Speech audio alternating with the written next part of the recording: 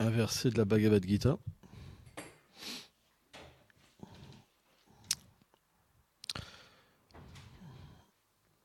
Chapitre 7, verset 21. Par contre, là, on n'entend rien, c'est ça?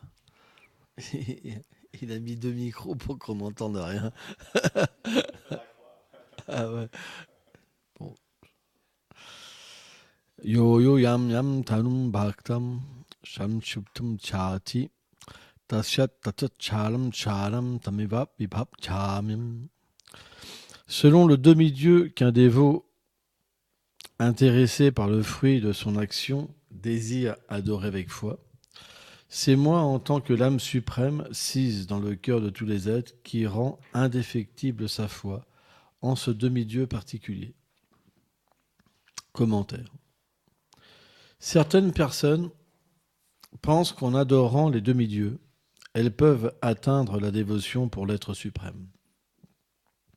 Une question pourrait alors se poser. Est-ce que les demi-dieux, par récompense envers leur adorateur, peuvent générer en eux la dévotion pour Krishna? Srila Vishvacharita Thakur dit que non, car dans ce verset, le Seigneur explique qu'aucune personne à part lui ne donne la foi en une autre personne. En effet, Krishna habite le cœur de chaque être vivant, de Brahma à l'être humain. Il est en tant que l'âme suprême le créateur, celui qui maintient et le destructeur de toutes choses. C'est donc lui qui est le lien entre toutes choses, c'est lui qui permet les échanges de sentiments. On ne va pas lire toute la teneur et portée. Elle n'est pas là, Rasamani? Elle s'est endormie sur la route. Mahaganati Bilandasya. Ganam Janam Shalakaya. Shakshuru Meditam Janata Ismei Shikolave. Donc, qu'est-ce que c'est un demi-dieu, un deva? Un deva, c'est une catégorie d'êtres vivants dans l'univers qui venaient dans les autres âges sur la planète de temps en temps, quand les grands sages faisaient des sacrifices. C'est pour ça que on voit même les Égyptiens, par exemple, peindre les Kimpurusha, par exemple, les êtres mi-humains, mi-oiseaux, mi-animaux, qui vivent sur certaines couches de l'univers, etc. Vous savez, il y a certaines couches qui recouvrent l'univers, des fois plus épaisses qu'une autre, et puis certaines créatures comme ça vivent sur ces endroits ou différentes planètes. Et quand les grands sages faisaient des sacrifices, ou quand le Seigneur était présent sur la planète personnellement, alors il venait rendre un culte au Seigneur suprême. Donc ces demi-dieux, il en existe énormément. Et certains, ont des pouvoirs plus ou moins grands. Et ils sont des serviteurs du Seigneur suprême. Ils régissent l'univers matériel. Par exemple, Indra, il est en charge de la pluie, etc., etc. De la même manière que sur la Terre, il y a les SNCF, par exemple, qui s'occupent des voyageurs. Hein, ça ne marche pas tout seul. Hein, on pourrait croire. Le train, il marche tout seul. Hein, déjà, il ne s'est pas créé tout seul, il ne marche pas tout seul. Et il y a l'EDF, par exemple, GDF, etc., etc. Ouais, je ne suis plus au courant de tous les noms maintenant. Ça a changé. Mais voilà, différentes industries s'occupent de l'eau, du gaz, du bois. Certaines industries fabriquent des voitures, des trains, etc. Et de la même manière, dans l'univers, on retrouve ce même principe. C'est-à-dire que le Seigneur donne les éléments, mais des grandes personnalités donc gèrent ces éléments pour que l'univers puisse fonctionner parfaitement. De la même manière qu'un État donc a mis en fonction différentes choses pour que ça tourne. Eh bien, dans un petit État, on retrouve ça, mais dans le grand État qu'est l'univers, on retrouve la même chose. Ce qui est logique, finalement. Parce que si ça existe sur un petit plan, ça veut dire que ça existe sur un plan plus grand, encore plus grand, etc. Malheureusement, quand on a une petite conscience d'insecte, on voit simplement ce qu'on peut créer. Mais on ne peut pas comprendre qu'au-dessus de nous, il y a quelque chose de plus grand. Si vous prenez par exemple les fourmis, elles ont aussi toutes, un environnement, une organisation, mais ce n'est pas forcément qu'elles peuvent voir l'organisation des êtres humains. Elles n'ont pas forcément la conscience pour comprendre, ah bah là, il y a un supermarché, je vais aller acheter quelque chose de supermarché. Vous comprenez ? Chacun est dans son plan et sa conscience sans forcément comprendre les autres. Vous comprenez ça ? Eh bien, l'être humain, il ne peut pas comprendre le plan des demi-dieux, sauf s'il adore le Seigneur suprême. Car s'il adore le Seigneur suprême, naturellement, qu'est-ce qui se passe ? Il se passe que le Seigneur habite le cœur de chaque être. Et quand l'être vivant sert le Seigneur, cette âme suprême qui habite dans le cœur de chaque être se révèle. Et quand ce Seigneur se révèle, naturellement, il donne l'intelligence parce qu'il habite dans le cœur de chaque être, de la fourmi, parce que qui habite la fourmi ? C'est l'âme. Selon les activités passées, l'être vivant a différents corps. Et parfois, il a un corps d'être humain, parfois un corps de demi-dieu, parfois un corps de fourmi. Il y a comme une évolution dans les espèces, quoi. Et donc, comme l'âme habite le corps de tous les êtres vivants, c'est expliqué que l'âme suprême, le Seigneur suprême, accompagne l'âme dans son voyage. Et donc, celui qui adore cette âme suprême peut, par l'intermédiaire de l'âme suprême, comprendre que l'âme habite tous les corps et qu'elle accompagne tous les corps. Et elle peut comprendre même tous les systèmes planétaires, parce que ce Seigneur suprême peut tout révéler. Et à partir de là, sa foi, Shraddha, elle n'est pas une petite foi scientifique, où on peut tout comprendre par soi-même, tout comprendre, juste un tout petit peu, juste les faits. Mais par la grâce du Seigneur suprême, elle reçoit une compréhension globale de l'univers. À partir de là, elle peut accepter la Bhagavad Gita, le Śrīmad Bhagavatam, parce que ça lui est révélé dans son cœur. C'est ce qu'on appelle le plan de la foi. Dans ce plan-là, même si quelqu'un lit des choses qui sont inconcevables pour l'être ordinaire, lui, il le voit comme quelque chose de normal. Tout à fait, il n'y a rien d'extraordinaire là-dedans. Pourquoi ? Parce qu'il a ce contact directement avec l'âme suprême. Donc, naturellement, c'est quelque chose qu'il vit déjà, qu'il connaît déjà. Donc, quand il lit, c'est tout à fait normal. Il n'est pas même pas impressionné. Simplement, c'est comme si c'est quelque chose qui est confirmé.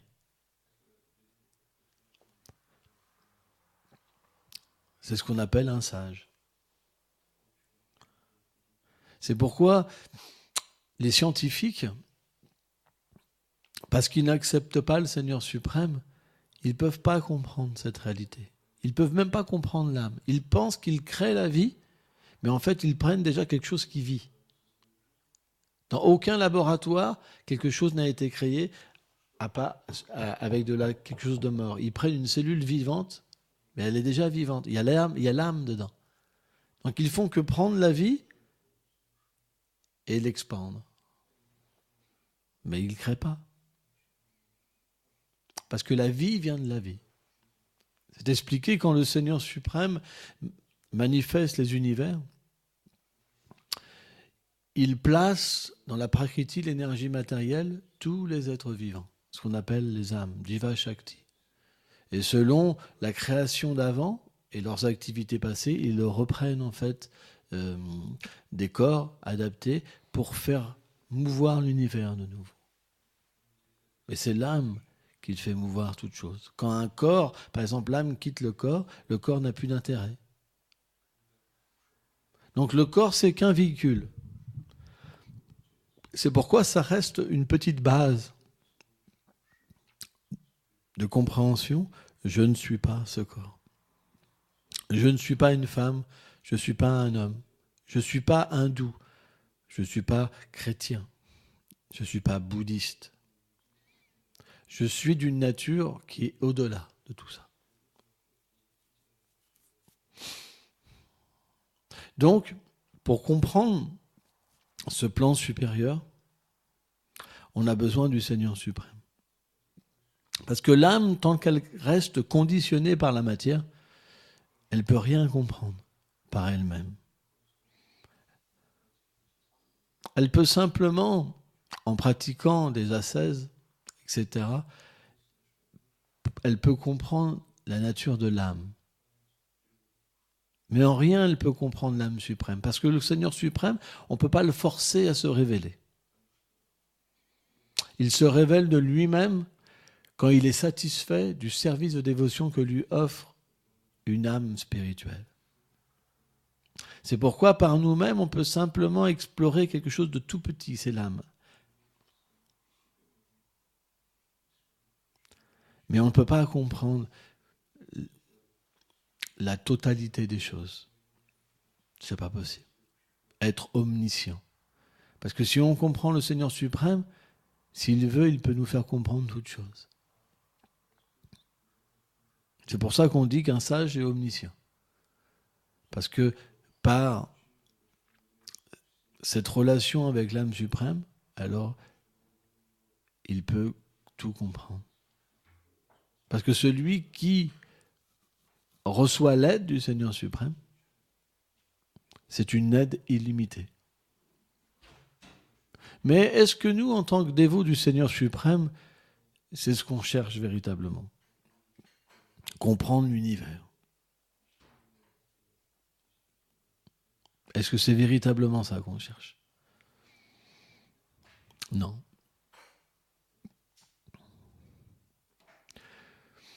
En tant que dévots du Seigneur, notre but, c'est de comprendre rasa, les sentiments d'amour qui nous unissent au-delà de l'univers du matériel, qui nous unissent avec le Seigneur suprême dans sa demeure éternelle. Il est là notre but. Donc, suivant notre adoration et notre désir, le Seigneur va réciproquer avec nous différemment.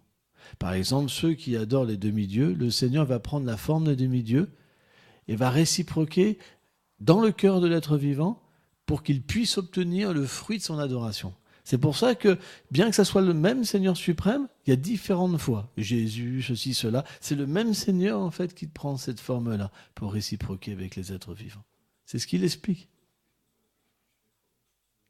C'est pourquoi on ne devrait jamais penser que les foi sont fausses. Ça, c'est juste l'ignorant qui pense ça, parce qu'il identifie au corps, il pense « je suis musulman, je suis hindou, les autres, il faut les tuer, c'est faux, c'est Satan ». Non, parce que ce que ressent quelqu'un, c'est véritable, parce que le Seigneur lui permet de le ressentir. Et le fruit qu'il a et la réalisation qu'il a du paradis, de la libération, etc., c'est réel puisque le Seigneur lui montre, parce que ces plans d'existence existent. On ne devrait jamais penser que ça n'existe pas. Simplement, on ne peut pas comprendre. Ou ce n'est pas ce qui nous intéresse. C'est pour ça qu'un véritable dévot du Seigneur, il n'y a pas en lui ce sectarisme. Il y a une grande ouverture. Parce que de la même manière, le Seigneur est dans son cœur. Donc il peut lui faire comprendre que non, tout ça c'est réel. De la même manière que je te dévoile ma demeure et ta relation éternelle avec moi, et bien de la même manière, ceux qui cherchent le paradis, bien que ce ne soit pas véritablement présent dans ce monde-là, je leur dévoile ce qu'ils vont pouvoir, dans leur prochaine vie, avoir déjà. Mais il y a différents niveaux d'existence. Nous, ce qui nous intéresse, c'est comprendre la réalité de l'âme, ce qui bouge jamais, ce qui est éternel. Il y en a, ce n'est pas leur désir. Ils désirent le bonheur matériel. Beaucoup de gens désirent le bonheur matériel. Beaucoup de gens adorent le Seigneur suprême en vue d'avoir une place où il y a plus de plaisir. C'est vrai. La religion ordinaire, ils veulent le paradis pour avoir plus de vie sexuelle, plus d'être heureux, etc.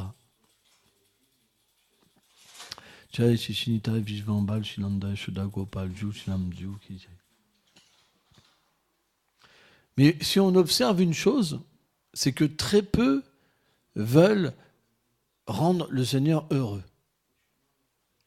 La conception, c'est que Dieu, alors c'est sûr, tout émane de lui, il contrôle tout, il a besoin de rien, parce qu'il est le Seigneur suprême.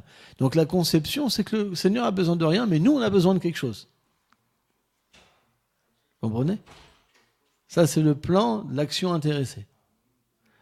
Où on souffre dans ce monde, on a fait une erreur de venir dans ce monde, je veux la libération. Mais on pense que le Seigneur, c'est pas possible d'avoir une relation avec lui. Parce qu'il est tout puissant. Qu'est-ce qu'on va lui apporter ? Ça sert à rien.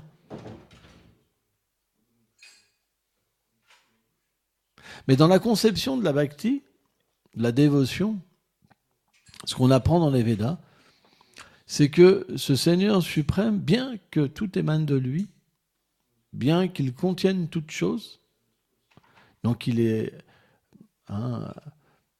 Atmahamaya, il est en même temps Paramananda.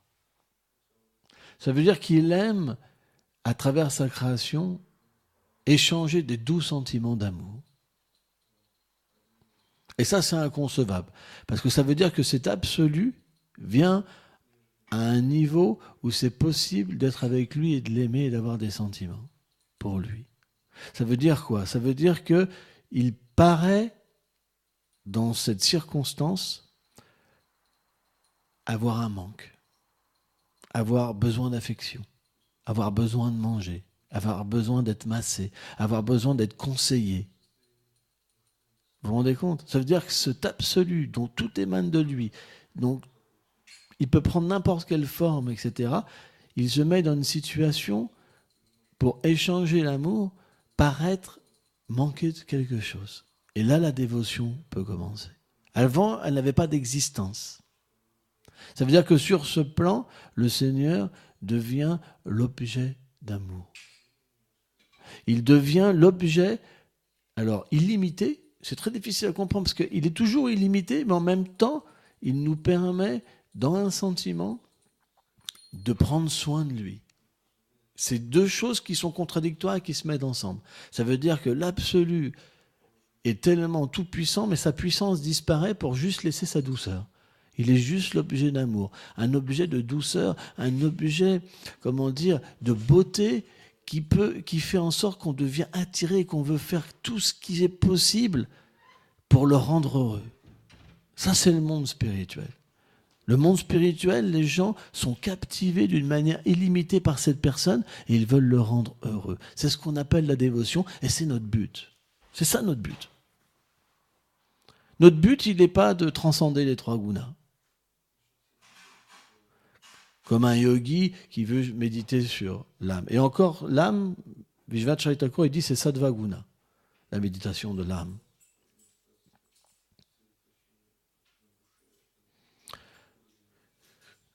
Notre but, véritablement, il est de développer un sentiment. Et ce sentiment, c'est nous-mêmes. Parce que l'âme, dans le monde transcendantal, sa couleur de peau, si on peut dire peau, il y a une conception de peau, mais transcendantale. Il y a une conception d'eau transcendantale, de feu transcendantal, de terre transcendantale.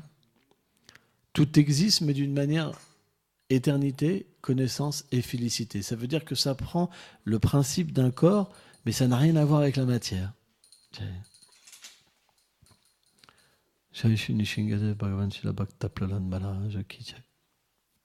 Et donc, dans le monde transcendantal, l'être vivant a une beauté, a une douceur, a une couleur, a des mains, a des pieds, a un joli visage, des jolis yeux pareils au lotus, avec différents bijoux, une coiffure, des vêtements. Dans le monde transcendantal, il a même des parents, des amis, des frères, des sœurs. Et tout ça, c'est pas fait pour notre plaisir. C'est fait pour avoir une situation, pour rencontrer parfois certaines difficultés ou certains avantages pour augmenter l'amour. Dans notre monde matériel, en ce moment, on essaye de développer l'amour. Mais on n'y arrive jamais. Parce que c'est pas propice à l'amour. Parce que l'objet d'amour, il a disparu. Comment vous voulez développer l'amour illimité avec quelque chose qui est limité, qui est tout petit? C'est pas possible. On aspire à quelque chose d'illimité. C'est notre rêve. Mais pourquoi il y a une aspiration? Parce qu'il y a une réalité. Or,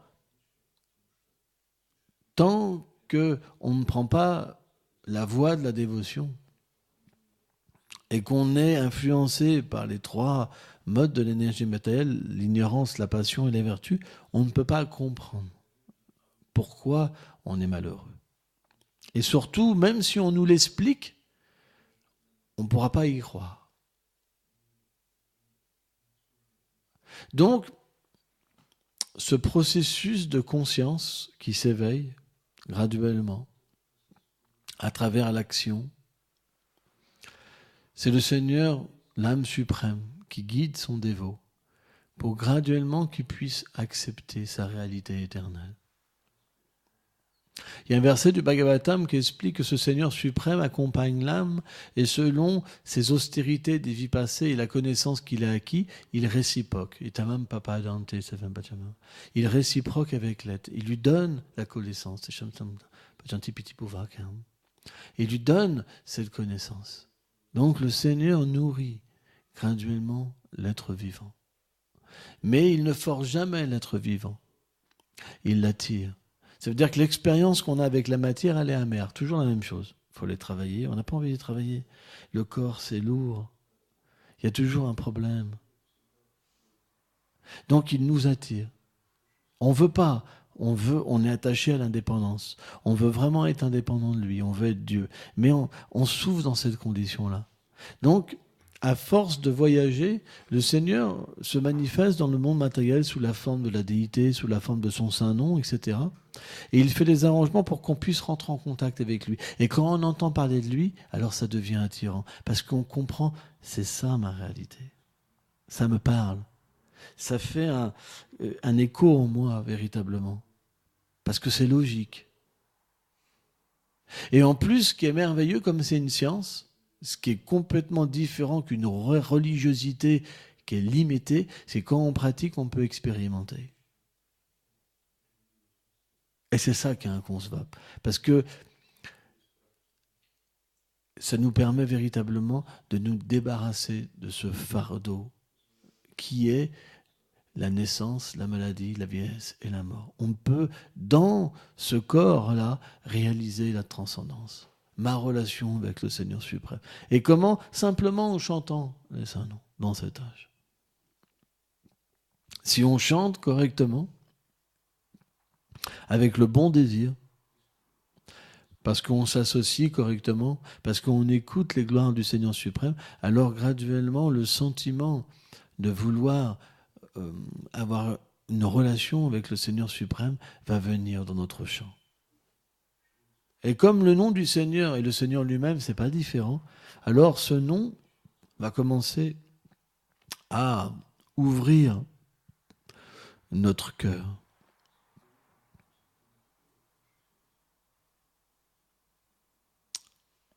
Et quand le cœur s'ouvre, le cœur est comme une fleur. En fait, la dévotion est comme une fleur. Plus le Seigneur révèle la nature de sa forme, de ses attributs et de ses divertissements, et plus naturellement l'être vivant quitte l'attirance pour ce monde pour une fragrance qui est extraordinaire. C'est comme quelque chose qui nous attire et qu'on commence à oublier la réalité matérielle.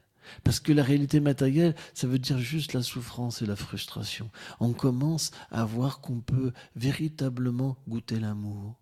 Et un amour qui va jamais être mauvais, mais il va toujours croître et nous libérer de la conception de l'ignorance.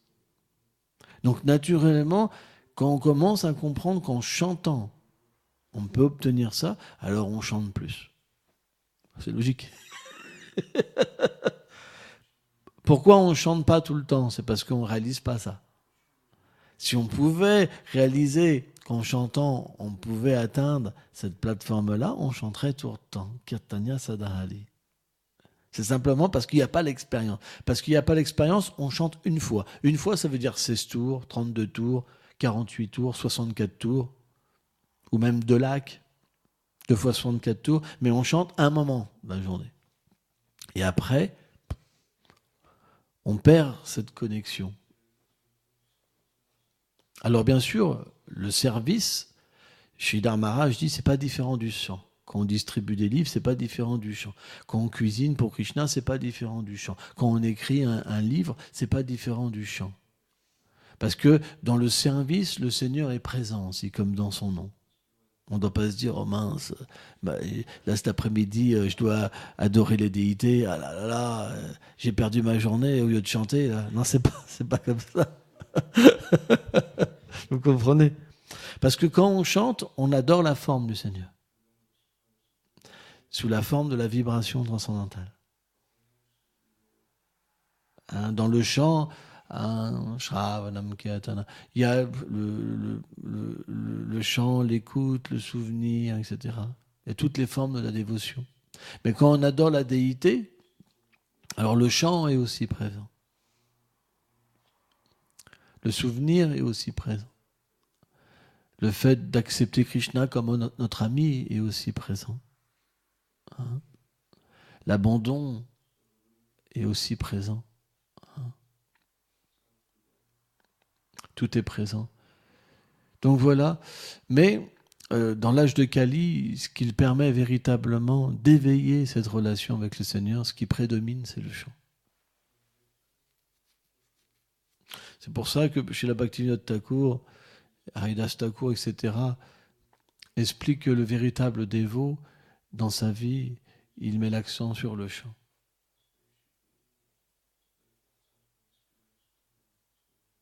Et naturellement, il faut au moins chanter Shravan Namabhas. Au moins, minimum ça. Avant, c'est ce qu'on appelle Namapara. Namapara, c'est le chant avec des offenses. Par exemple, critiquer les Vaishnavas. Les dévots du Seigneur sont les êtres les plus chers au Seigneur suprême. Donc si on critique les Vaishnavas, le chant ne se dévoilera pas à nous. On va pouvoir saliver, chanter, mais on ne pourra jamais voir la forme du Seigneur suprême et voir notre forme éternelle et cette relation qui est entre nous. Hein? Par exemple, considérer les demi-dieux à la même plateforme que le Seigneur suprême, c'est une offense aussi. Il y a beaucoup de gens qui disent que, par exemple, qu'on peut adorer n'importe qui, c'est au même niveau. Mais ça ne donne pas les mêmes résultats. La preuve, c'est que selon les voies qu'on suit, on a une réalisation de ces voies. Si toutes menaient aux mêmes choses, on aurait tous la même réalisation. Et c'est ce qui est faux. Il n'y a que les imbéciles qui disent ça. Il y a beaucoup d'imbéciles. Il y en a beaucoup. Ils disent, peu importe ce que tu adores, c'est pareil, c'est la même chose. Alors pourquoi on a des réalisations différentes? Si c'était la même chose, on aurait tous la même réalisation. Parce que c'est des trompeurs. Parce qu'ils parlent juste pour paraître être des sages, des munis. C'est juste des trompeurs. Eux-mêmes, ils sont perdus. Ils vont vous dire, toi et moi, nous sommes différents. Je suis toi et tu es moi. Par contre, je vais prendre une épingle, je vais piquer les fesses d'Ayagriva, mais moi, je ne sens rien. C'est bizarre, quand même. Par contre, Ayagriva, il s'est dit, je suis toi. Pourtant, il sent pas, il est pas en moi, parce que quand je lui ai piqué les fesses, il a bien senti la piqûre. Vous comprenez? Donc il y a de tels idiots en fait qui inventent des philosophies, c'est juste pour paraître des munis, des sages. Mais aux yeux des dévots du Seigneur, qui peuvent avoir le Seigneur dans leur cœur et ils peuvent comprendre la réalité véritablement parce que ça leur est donné, la vision leur est donnée, l'explication directement du Seigneur vient, ils se disent mais quelle bande d'idiots, pourquoi ils gâchent leur existence? Tout ça pour être reconnu, ils gâchent leur existence d'être véritablement connectés au Seigneur suprême. Parce que quand on veut prendre la place du Seigneur suprême, alors le Seigneur se cache. Donc si vous voulez inventer une philosophie qui est fausse, le Seigneur se cache. Et dans cet âge-là, la plupart des gens inventent leur philosophie. Vous voyez, ils vont au supermarché, ils vont prendre un petit peu de ceci, un petit peu de cela, un petit peu de ceci, un petit peu de cela. Ils se font leur micmac et ils pensent qu'ils vont atteindre la perfection. Mais telle voie, c'est l'action intéressée. Telle voie, c'est pour la libération impersonnelle. Et telle voie, c'est la dévotion. Donc, ils mélangent, ça fait ce qu'on appelle rasa-basa, incompatibilité d'humeur, et rien qui se passe. Parce que comme ils ont choisi les choses, c'est en fonction de leurs choses mauvaises dans le cœur, c'est justement pour pas se purifier, déjà pour commencer, parce que ça les arrange pas de prendre quelque chose qu'ils n'ont pas envie de recevoir pour se purifier. Vous comprenez ? On n'obtient rien de cette manière-là. Oui et non. Maintenant, je vais expliquer, je vais démonter l'article. En fait, le Seigneur est très miséricordieux. Extrêmement miséricordieux. Même si on n'a pas conscience de la nature de son nom, si on le chante, même sans comprendre véritablement la nature de son nom, le Seigneur ferme toujours les yeux. Il donne un bénéfice. Peut-être pas dans cette vie, mais au moins dans une prochaine existence. Celui qui vient dans un temple, il est déjà libéré, c'est juste question de temps. C'est expliquer que celui qui offre ses hommages aux déités, ça vaut des milliers de vies d'austérité dans les Himalayas. Juste baisser la tête. Mais on ne peut pas comprendre le bénéfice qu'il y a, parce que comme on ne désire pas s'abandonner au Seigneur suprême, c'est comme si le Seigneur suprême, il mettait dans un petit coffre-fort, et dit, quand ça sera le moment, je lui donnerai. Et dans une prochaine existence, alors on reprend naissance en tant qu'être humain, et on devient son dévot. C'est comme ça que ça se passe. Le Seigneur, il ne force jamais l'être de l'accepter. Il lui permet de continuer ces choses, et après, il le place dans une situation où alors, il peut s'abandonner. On n'aurait jamais de chance sans ça. C'est pour ça que quand vous donnez un morceau de prashad à quelqu'un, la nourriture offerte au Seigneur suprême, à Krishna, dans sa prochaine vie, il a un corps humain, même s'il fait les pires choses. Et il peut commencer la dévotion.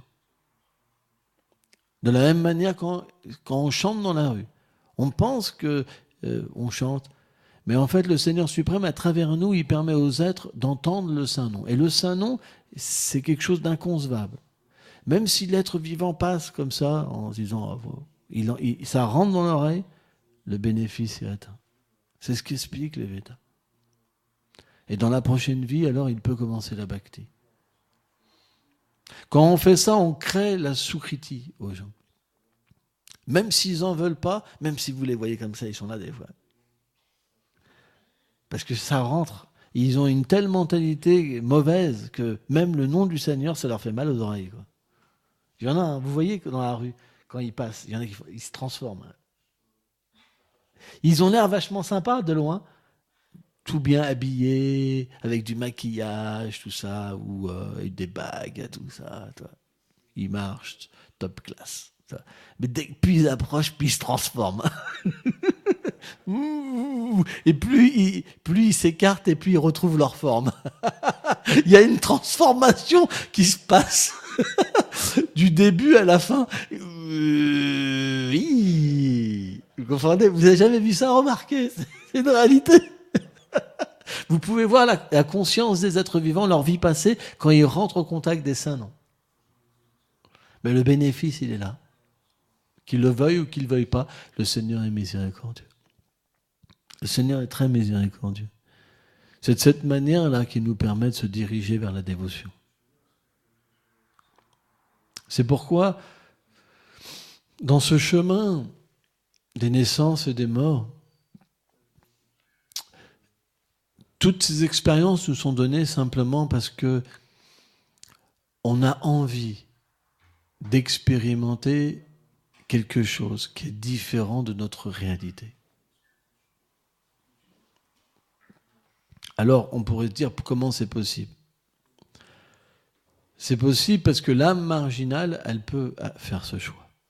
Srila Bhaktivinoda Thakur explique la différence entre les âmes marginales, les associés du Seigneur suprême, c'est que les associés du Seigneur suprême, ils sont manifestés à travers l'énergie interne du Seigneur suprême. Eux, ils ne peuvent jamais se détourner du Seigneur suprême.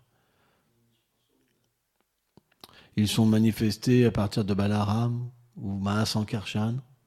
Mais les jivas de notre catégorie à nous, qui sont manifestés à travers Mahavishnu, Karanadashali Vishnu, ils sont d'une nature marginale. Ils peuvent avoir ce choix. Ils peuvent se détourner du Seigneur suprême.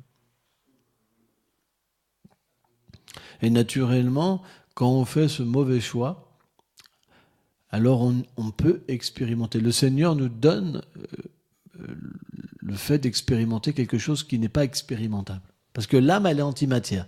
Comment elle peut se retrouver dans un élément qui n'a rien à voir avec elle? Elle est antimatière. Vous ne pouvez pas mourir. Vous ne pouvez pas être idiot. Et vous ne pouvez pas être triste. Comment c'est possible qu'on meurt, on devient idiot et on ne goûte pas de félicité? C'est quelque chose qui est complètement contradictoire à l'âme. Parce que le Seigneur suprême fait cet arrangement parce qu'on le désire. On désire expérimenter une autre situation qui n'a rien à voir. Parce qu'on veut être sans lui, on veut être Dieu. Alors naturellement, c'est quelque chose de folie, quoi, parce que c'est complètement contradictoire à la nature de l'âme. Mais le Seigneur crée cette situation qu'on appelle l'univers matériel, nous recouvre à travers le temps, à travers les modes de la nature matérielle, nous pousse à travers les réactions des actes à avoir cette dynamique matérielle, l'exploitation. Je veux mon plaisir. Vous vous rendez compte? Alors qu'on est fait simplement pour être un objet d'amour pour le Seigneur suprême. Et le Seigneur suprême devient un objet d'amour pour nous. Samaesha, non, Samoram Salvabhutishu, Navishosnapi. Et donc, c'est quelque chose de mystique. Le Seigneur, c'est le suprême mystique. Mais dans cette situation, comme on ne peut pas être heureux, on est obligé de se tourner vers lui à un moment. Donc, bien qu'on souffre, on ne souffre pas. Bien qu'on ait un idiot, on n'est pas un idiot. Et bien qu'on semble mourir, on ne meurt pas. Simplement, on est dans un principe de sorte de rêve.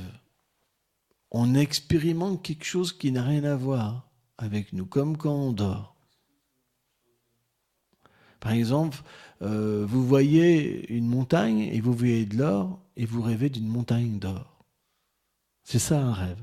Un rêve, c'est les impressions que vous avez la journée et ça se fait un bou bou bou bou bou qui vous met dans une situation comme ça. Et vous expérimentez quelque chose. Vous l'expérimentez vraiment. Vous ne pouvez pas dire que vous n'expérimentez pas dans un rêve. Mais dès que vous vous réveillez, ça disparaît. Et bien de la même manière, notre vie en ce moment, elle a cette même nature. Parce qu'au moment de la mort, ça disparaîtra, on reprendra une autre vie. Mais ce qui est mystique, c'est que les gens y mettent une importance comme si c'était la plus grande réalité. Et cette réalité-là, elle est dure.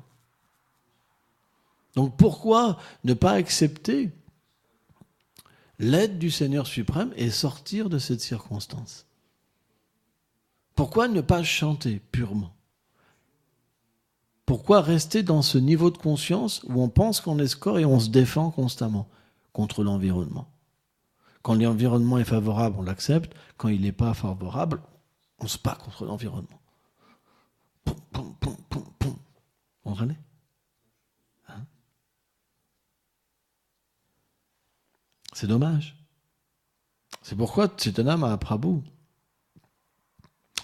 il a dit, seul celui qui est plus humble qu'un brin d'herbe, plus tolérant que l'arbre, qui offre ses respects sans vouloir en recevoir en retour, celui-là peut chanter.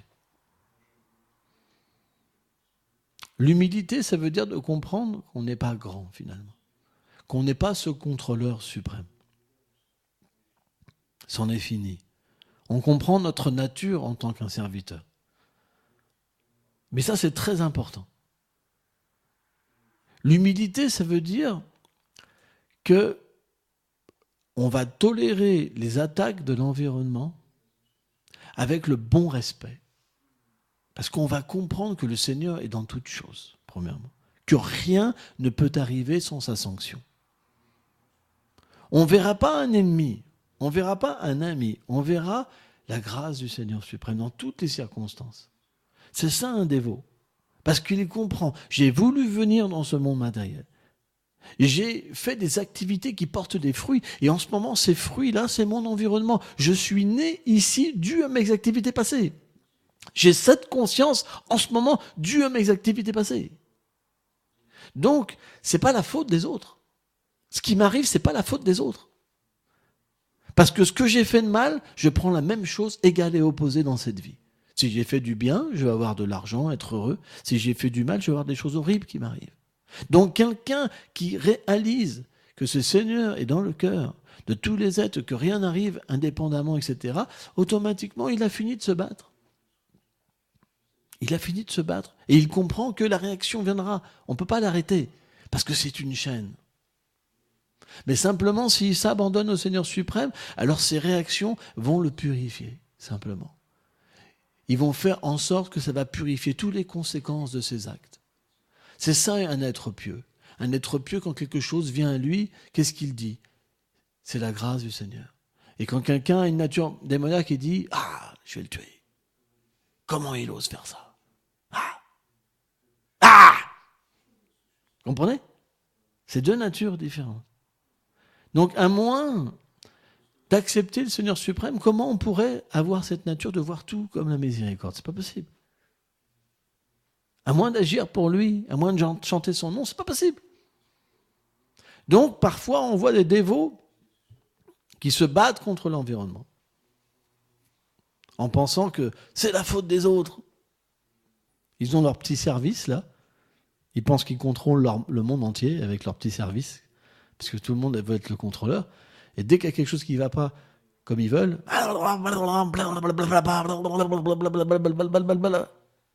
et vous voyez finalement qu'ils s'écartent de l'amour. Au lieu de progresser avec un service, ils font développer que la haine et des problèmes. Pourquoi? Parce qu'il n'y a pas l'humilité. Parce qu'on cherche, avec la vie dévotionnelle, la position.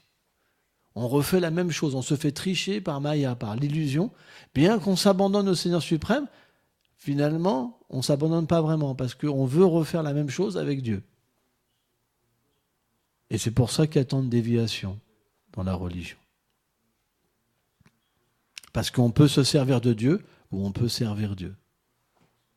Et une fois qu'on se sert de Dieu, le Seigneur, il n'est pas là, en fait. Et on peut faire les pires trucs. Poser des bombes, couper la tête aux gens, juste pour, en pensant qu'on sert le Seigneur suprême. Vraiment. On peut vraiment penser qu'on sert le Seigneur suprême, mais il n'est pas là, le Seigneur suprême. Et en plus, dans notre vie prochaine, on va devoir prendre les réactions de nos actes. Parce que le Seigneur suprême n'accepte pas ça. Ça coûte très cher de se servir de son nom pour faire du mal. Imaginez. C'est chaud. Mais malheureusement, si quelqu'un n'a pas assez de piété due à ses vies passées, il peut se faire embobiner au nom de Dieu par ces gens en fait, qui sont démoniaques finalement. C'est des êtres démoniaques. Le Seigneur est d'amour. Donc, naturellement, si on est connecté avec lui, on voit que la miséricorde, c'est un principe. Si vous êtes connecté au Seigneur suprême, vous voyez que la miséricorde. Vous n'allez pas voir des amis et des ennemis. Puisqu'il est dans toutes choses, puisqu'il accompagne toutes choses, puisqu'il donne la foi dans toutes choses aussi. Vous comprenez? C'est simplement parce que notre connexion n'est pas bonne. Si elle n'est pas bonne, on va penser « je suis cette institution », l'autre institution n'est pas bonne. Va pas là-bas. Va pas là-bas, tu vas trahir. Attention, tu vas trahir. Ah, trahir, ça coûte cher. Fais-moi confiance. Ça, c'est l'illusion. Quelqu'un qui vous parle comme ça, c'est qu'il n'a jamais pratiqué correctement. Il y en a beaucoup. C'est 95% des gens. Et encore 98% des gens. Donc même dans la religion, soi-disant, les gens abandonnés à Dieu, vous trouverez cette conception-là. Ils ne peuvent pas se blairer les uns les autres. Ils lisent le même livre, ils ont le même tampon sur la tête, mais ils ne peuvent pas se blairer les uns les autres.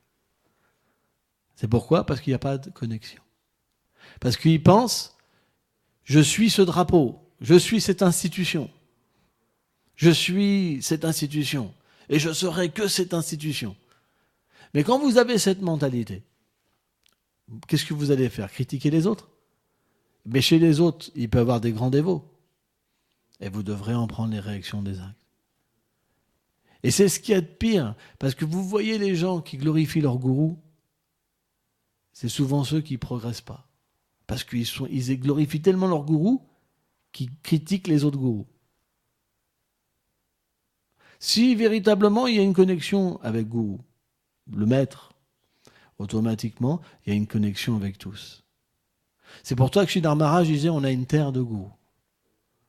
Mais ceux qui glorifient un gourou pour s'élever matériellement, ils rabaissent tous les autres. C'est pas ça la dévotion. Ça, c'est très dangereux. La dévotion, quand elle est véritable, le Seigneur dans notre cœur nous fait voir que bien que c'est différent parce que j'inspire mon évo différemment, mais tout est relié à moi, tout est en harmonie. Et naturellement, on accepte tous. C'est normal. Il y a certains qui disent si vous acceptez tout, vous n'avez rien. Mais c'est faux, parce que celui qui a l'âme suprême dans son cœur, il peut voir cette diversité. Ça ne veut pas dire qu'il se mélange. Il a une voix, il a une relation avec le Seigneur suprême, mais il accepte que les autres, ils ont aussi des relations avec le Seigneur suprême. C'est très important de comprendre ça. C'est pourquoi, si vous voulez voir si quelqu'un a déjà vu le Seigneur suprême, vous pouvez juste observer ses paroles. S'il vous dit trahison, ça veut dire que vous pouvez le laisser tomber.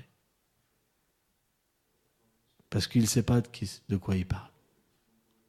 Il est juste fixé religieusement dans une voie externe. Mais il n'y a pas de réalisation interne de la bhakti, de la dévotion. C'est juste externe, religieux. Après, c'est un choix. Il y a des gens qui veulent ça aussi, la religiosité. Mais il y en a, dû à des vies passées, ça ne les attire pas. Mais il y a beaucoup de gens qui sont heureux dans la religiosité aussi. Parce que c'est la conception corporelle de l'existence. C'est comme ça. Donc, on pourrait parler des heures sur ces sujets-là. C'est une façon de voir les choses. C'est encore une fois, ici, on ne veut pas cet esprit de sectarisme. Hein, c'est très important. C'est pour ça qu'on reviendra toujours un petit peu là-dessus. Parce que on a toujours cette tendance à s'égarer finalement. Parce que quand on rencontre les autres, ils sont différents. Et parfois, c'est pas évident. Donc, naturellement, on va se remettre à critiquer, etc., etc. Mais, si on a une véritable connexion, on comprendra, c'est normal.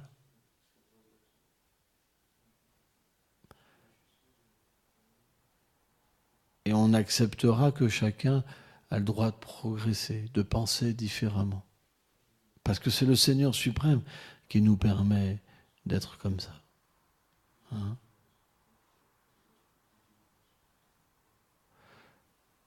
Par exemple, ce matin, je lisais un divertissement. Imaginez-vous qu'un religieux ordinaire vous dit des trucs comme ça. Je vais vous dire un petit divertissement juste pour vous faire voir le choc. Dans le monde transcendantal, c'est expliqué que la demeure du Seigneur est véritablement merveilleuse. Srila Vishvaya Thakur explique que Shiva a pris la forme d'une colline Nandishva. Et sur cette colline-là, il y a la demeure de Krishna. Nanda Bhavan, la capitale, Nandagram, la capitale où Maharaj Nanda, le roi Nanda, est le roi véritablement reconnu de tout le monde par ses vertus. Et juste les murailles, elles sont faites tout en joyaux. C'est quelque chose qui est inconcevable. Hein?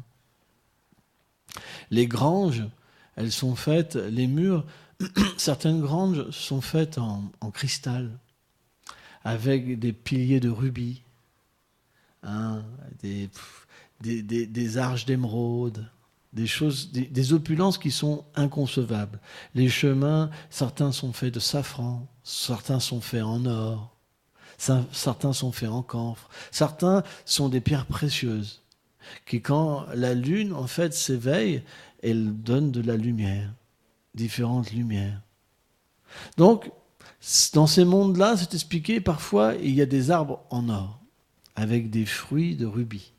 Et des fois, des arbres en rubis avec des fruits en or. Et ces fruits-là, c'est expliqué qu'ils peuvent même être mangés. Et ils ont une odeur qui est inconcevable. Qui peut comprendre ça? Il y a des cascades de joyaux. Qui peut comprendre ça? Des cascades, des lacs de jus de mangue, hein, avec des arbres à souhait, des arbres tellement merveilleux.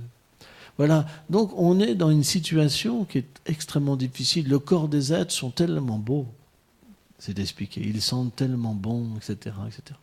Et donc, il y a un personnage extraordinaire qu'on appelle Mère Yashoda, qui est l'affection parentale illimitée. Elle est un océan de qualité parentale. Et à Vraj, tout le monde a une relation avec Yashoda. Parce que Yashoda, elle commande tout. Elle est la grande commandante, parce que, comme c'est la mère de Krishna, elle veut que Krishna soit bien habillé, elle veut que Krishna soit bien nourri, elle veut que Krishna soit bien protégé, elle veut que Krishna soit heureux. C'est mon Krishna, il est à moi, je le gouverne, je le contrôle. Pourtant, c'est Dieu. C'est ça qui est inconcevable. Et un jour, Mère Yashoda, dans son palais, elle avait préparé différentes malles avec des cadeaux. Il y avait 2 grosses malles et une plus petite. Et là, elle mettait des choses merveilleuses, du parfum, agourou, santal, des habits, des parures, des joyaux. Et Krishna arrivait. Il dit, oh Maya, mère, qu'est-ce que tu fais? C'est pour moi tout ça? Il dit, oh non, non, c'est pas pour toi. Comment ça, c'est pas pour moi? T'as rien fait pour moi? Alors c'est pas pour Balaram alors? Il dit, oh, c'est pas pour Balaram aussi. Là, il y a 2 caisses pour vous, tout ça. Mais alors, c'est pour qui? Dis-moi, mais oh, c'est pas... Ça va jouer avec tes petits copains. Tu vas jouer et tu reviendras plus tard. Si, dis-moi, sans ça, je vais pas jouer.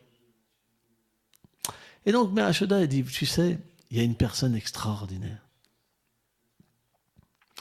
Hein, c'est la fille de Vrishubhanu Maharaj et Kirtita. Elle est tellement extraordinaire. Tu sais, mon enfant, les feuilles sont habitées de qualité. Mais elle, quand les qualités viennent à elle, elle les rend encore tellement plus merveilleuses. Elle les multiplie, elle les rend merveilleuses, même les qualités. Cette fille, elle est simplement la vie de ma vie. Tu vois? Et donc, quand Krishna entend les descriptions de Radharani, il s'expliquait qu'il a plein de transformations dans son corps. Ses yeux, ses oreilles, tout le nectar. La beauté de Krishna augmente. Dès que les gloires de Radharani viennent à lui, sa beauté augmente. Mais comme ça multiplie. C'est comme ça. Et par l'arrangement divin, il y a des servantes de Mère Yashoda qui viennent et lui disent, oui, il y a telle personne qui est venue te voir. Donc elle dit donc à des servantes de garder bien les mâles. Donc Nadishta était là. Et donc elle est partie. Et là, Krishna, donc, il a la permission de tout le monde. Il a enlevé tous les vêtements et il s'est mis dans la malle. Et il attendait. Et en fait, Yashoda avait dit à Krishna que Abhimanyu, si on peut dire le faux mari de Radharani, hein, il allait venir chercher donc cette malle pour Radharani. Et donc, Krishna était caché, mais Yashoda revient, Abhimanyu arrive comme ça. Elle lui dit, donc voilà Abhimanyu, j'ai mis beaucoup de richesses dans ce coffre. De l'or, des pierres précieuses. Parce que dans le monde transcendantal, c'est partout présent, quoi. Et il dit, voilà, j'ai une petite lettre pour Radharani. Et cette lettre, elle expliquait que elle avait placé toutes ces choses pour qu'elle s'habille, hein, qu'elle s'habille avec toutes ses bijoux, hein, ses habits, etc., quoi. Hein, pour qu'elle soit plus belle, etc., etc. Donc Abhimanyu, il a mis cette malle sur la tête, il est fort Abhimanyu. Et il a dit, ouah, c'est lourd. Et il s'est dit, bon plan, tu vois, aujourd'hui j'ai une grande richesse, tu vois. Donc il est parti. Et quand il a rencontré, donc il a été à Javat, donc c'est là où habite Radharani, et qu'il a vu Jatila, Jatila était très contente aussi parce que c'était un lourd, vraiment lourd, tu vois, vraiment ouais, une grande richesse, tu vois. Ils se sont dit aujourd'hui notre vie est couronnée de succès, tu vois. Donc il a posé la malle dans les appartements de Radharani et puis il est parti. Parce qu'Abhimanyu, il n'a jamais eu de contact avec Radharani. Il dort dans la grange. En fait, Abhimanyu, ça vient d'Abhiman. Ça veut dire que c'est le sentiment de Radharani, un sentiment d'être marié et de rencontrer Krishna d'une manière extra-conjugale. Ce sentiment-là se manifeste comme Abhimanyu, en fait. Et donc, quand Radharani était avec ses amis, et ils étaient dans leur intimité, donc ils n'étaient pas complètement habillés, etc., etc. Et à ce moment-là, quand elles ont dit, oh, Lalita, tout ça, dit, regarde Radha, regarde les belles choses que Yashoda t'apporte, on va pouvoir vraiment t'habiller pour rencontrer Krishna, ça va être merveilleux. Et ils ouvrent la malle, qui c'est qui sort Krishna?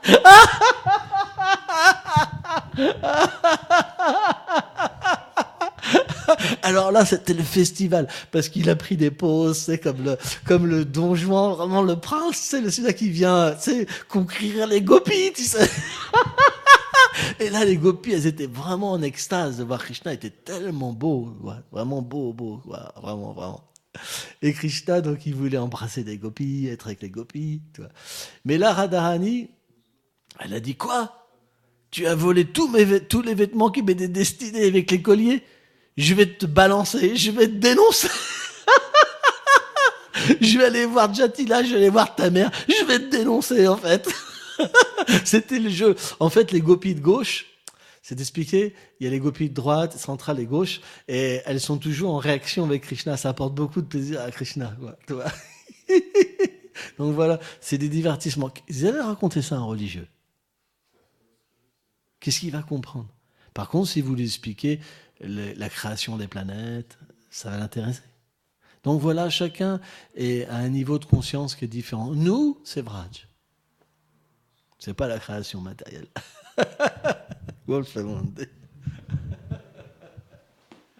Mais on doit aussi parler de la création matérielle. Parce que si on parle que de Vraj, si on n'a pas la qualification de comprendre la création, alors on va développer un sentiment qui est faux aussi. Il faut les deux, en fait.